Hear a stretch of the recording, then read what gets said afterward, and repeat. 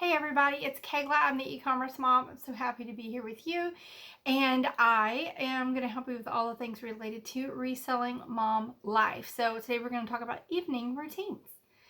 So are the mornings really chaotic in your house? I know they can be for me. I have 3 kids to get to school every morning and it never fails. It seems like it's just craziness. And the one thing that saves my sanity, though, through all of it is to have a decent evening routine. Now, I'm not going to say we're perfect. Like I said, I have 3 kids. Sometimes I'm just like, go to bed. I'll do it. Just go to bed. Because sometimes it just gets where people are kind of delirious at that time of night. But for the most part, having an evening routine is so helpful because you're not behind and starting behind the 8 ball the next morning. And it's so much easier when you are, starting out ahead of the game and you feel like you have some control because you've already done some of those things that need to be done.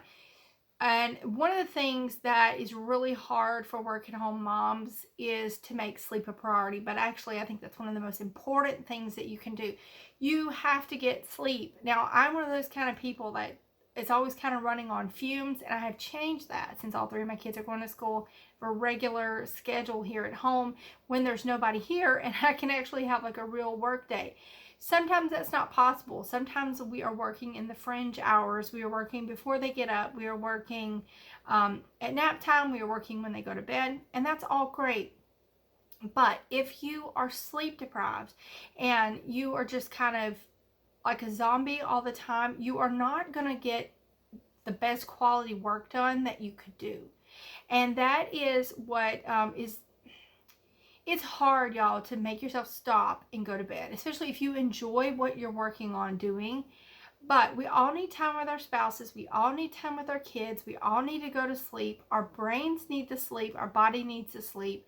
And it's just so much better for everybody if we get enough rest. So that's one of the most important things. Set a bedtime and stick to it. Now, if you have a hard time going to bed at a normal time like I do, I think one of the most important things is to start getting up at a consistent time. And when you can get up at a consistent time, you probably will be more tired at night. And there's other things that you can do to try to calm yourself down at night. But one of the things that I have found that I need to do is turn the lights out.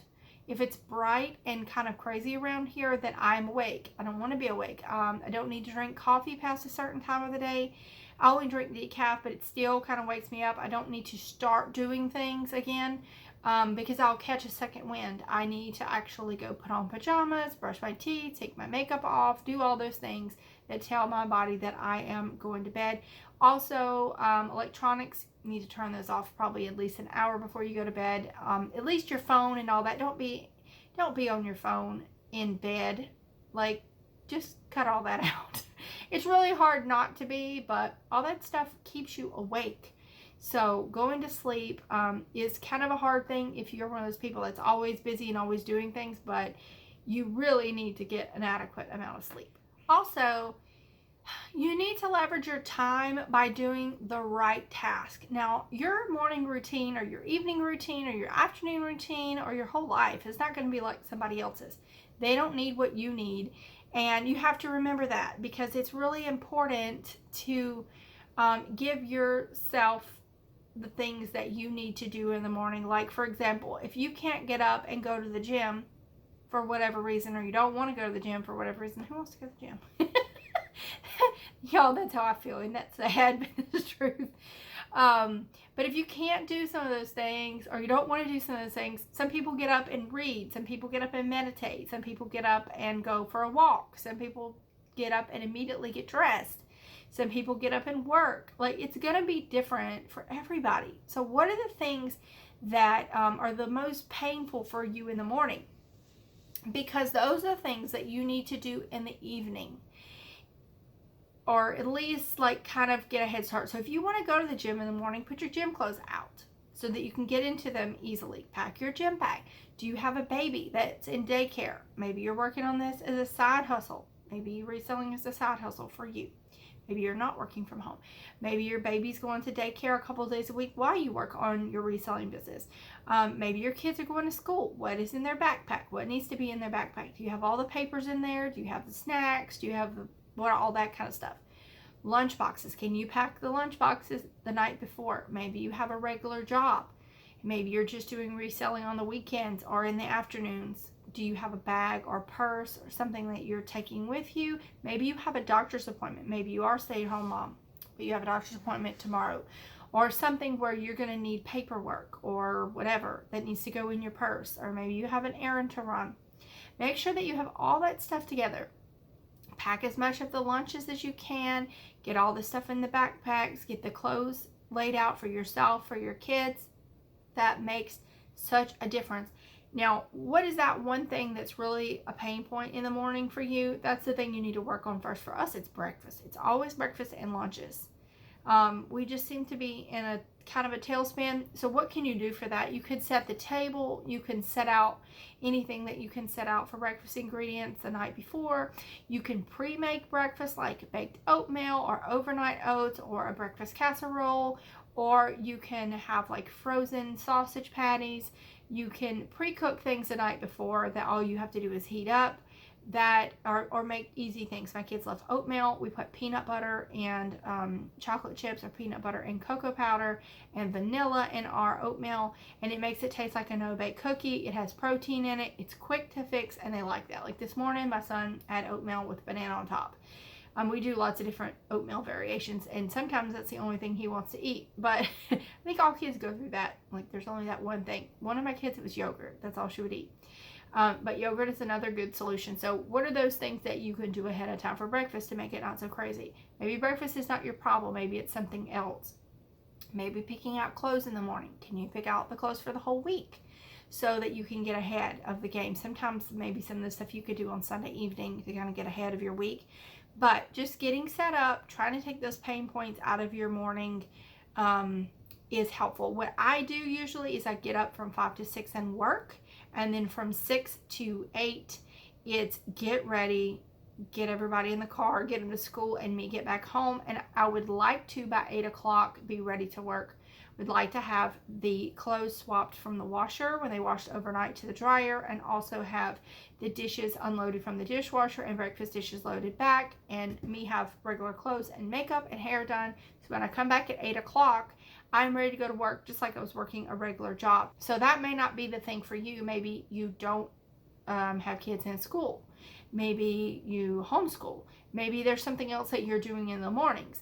Maybe you're working part-time or full-time, or maybe you're doing something else. But so it's not going to be the same for everybody. So if I give you 5 things that you need to do every evening to set yourself up for the morning, then it's going to be different for me than you. So don't compare your routine to somebody else's and think, oh, I'm failing because I didn't do. Now, the reason I mentioned my morning routine about breakfast, about unloading the dishwasher, or about washing the clothes is because in the evening, if I'm going to, well, in the morning, if I'm going to unload the dishwasher, I have to have washed the dishes the evening before. If I'm going to swap the laundry in the morning, I have to have washed laundry the night before. And so that is something that you really have to think about. You have to not cripple yourself in the morning. Like if you want to do something, then you have to set yourself up the night before. And that's why I always say that great day starts the night before. You can be better prepared. Now, is all this going to work perfectly every time? No. If you start your kids on a new routine, are they probably going to buck you and want to do like total opposite of what you want them to do? Yes. Most likely. It's going to take a lot of training, a lot of patience, and a lot of do it over and over again. You can also make a checklist for them to go through. Kids love checklists or routine cards. There's a lot of things that you can do to help them. And your routine won't be the same as theirs, but it will be the same goal. Another thing you could also do is have them help you pick up the house and like in the evening, put their toys away. And so everything is kind of reset again for the next day. The dishes are all done. The dishwasher is run. The laundry has been washing in the washing machine, you know, all those kind of things, and everything's just kind of reset. And you could also write your to-do list out for the next day. You could check your calendar. Like there's a lot of things that you could do. I wouldn't start out with like a whole bunch of stuff, maybe 5 things, see how that goes, and then readjust. You're going to think that, oh, I have to do all the things, that I need to change everything in my life because I have the most horrible habits or whatever. And that may be true because I feel like that all the time, but you're not going to be able to change all those things at one time. We just can't change that much and consistently hold on to that. So maybe 3 or 4 or 5 things that you want to change, do that, and then add to it. Pick the most important things and then go from there. And it's going to take time, but eventually this is going to become a habit. You don't need a checklist for it because you're going to know these are all the things that I'm going to do for tomorrow. And so that's going to be really helpful for you the next morning. You're going to wake up, and be happy that it's so easy to get ready in the morning, or easier anyway. So I hope this is helpful. I will say though, y'all, that the one thing that has really, really helped me with this, and I don't recommend things that I don't use, love, like, all those things. I'm not going to just tell you something because I want to tell you. I'm going to tell you because it's helpful, and I want to tell people things that will help them. Crystal Payne, if you've never heard of her, she has a big website called The Money Saving Mom, and it's moneysavingmom.com, and she has a Makeover Your Evenings course that may sound like really like, ooh, a course. It's one short video to watch each day for 14 days, and there's a workbook, and it's really easy. This is not going to be anything strenuous on you, and if you like to learn, like I love to learn, I love courses. This is like, oh, this is so much fun to me. I love that. I miss college. I miss high school. I miss learning things because that's just what I like to do. But if you're like, oh no, not one more thing to do, really, it's seriously very light. She does great videos. They're very quick, easy to listen to. She gives you a short assignment to write out. When we write out things, our brains kind of like go, oh, okay, yes, I'm going to retain that. We retain more things when we write them down. And so it's just very helpful. Make yourself do all the workbook exercises, because don't just think, oh, I know that. No, actually make yourself write it out.